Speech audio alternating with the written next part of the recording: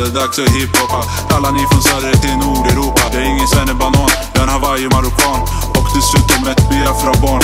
Det här är debut för en blatteplutt som gillar raka zutt. Mitt namn är inte Kurt, men internerna kallar mig för Kumla-skurt. Mitt namn är heller inte Tim, och jag är inte heller kung och frim. Men jag kan säga akta er för länskrim. Till de unga vill jag säga att det är bättre att ni hänger kvar i fritidsgården än att ni hamnar inom kriminalvården. Aj, aj, aj.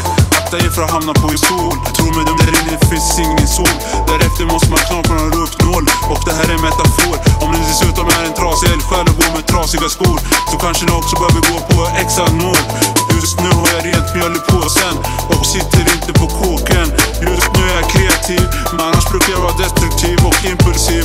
För jag ser ju allt helt annat med mitt perspektiv. Just nu begår jag inga brott, men i Biafra har jag bott. Där kan vardagen vara uppfylld med våld och andra hot.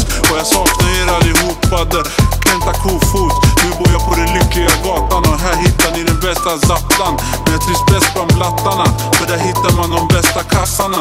Det är jobbigt att hela tiden suff för blåhattarna. Varför läggs det inga mer resurser för att jaga palmesmarrar eller jaga pedofiler? Det verkar ju som att alla resurser går ut på att jaga betongsprofiler. Men ni som spelar mangas, mera tabanjas, tror du mig ni impar på den ni fimpar? Ni slår er om bröstet och är stolta, men vänta när ni sitter på en livstidsfolta. Aldrig själv begått ett mord, men tro på mina ord. Har själv gått på Kumlas promenadvår och betat av några år. Vad fan trodde du livet var enkelt på restitution? En jävla jobbig situation. Du hamnar i djup depression och känner enorm frustration. Om ni nu undrar vem jag är, det är bara en fattig proletär och sekulär. Och mitt hälsostånd så är jag bipolär. Inom hiphop Sverige så är jag varken populär eller spekulär. Och tänker inte heller skaffa mig någon karriär. Det var DJ Figge som var svensk hiphops pionjär. Jag lever heller inte i misär, men jag är långt ifrån att vara en miljonär. Jag spelar på travet och försöker ta mig ut det sociala arvet.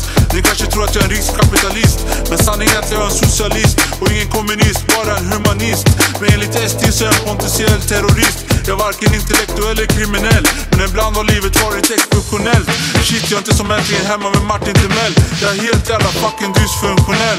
Det är jag som kommunicerar, DJ Figge som producerar. Det är en väg som distribuerar. Nu när vi vet vilka vi är som personer, skriv gärna ner era restriktioner. Även ni som sitter häktade med eller utan restriktioner. Lotro, Petter, Timbuktu, Kartellen, Labyrinth och Redlines. Och alla ni andra som är hela ortens favoriter. Er undrar om era meriter. Hoppas att ni tystar alla kritiker, men hörsamma alla politiker. Nu är det dags för mig att sticka på nästa äventyr. Som allt annat så kommer det säkert gå i överstyr, för jag vill nudda karikatyr. Jag har kört på som ett jävla as, men inte med mitt så kallade jas. Men det är bara tidsfråga när jag sitter på riksknas. Kommer få jagen av klinga och klang, och jag tar det som en komplimang att jag till någon brottslig talang. Och det är sant att jag är en jädrans klant, precis som Lars Inge Svartenbrandt. Och vi syns säkert på nästa anhalt, som säkert blir någon säkerhetsanstalt. Peace!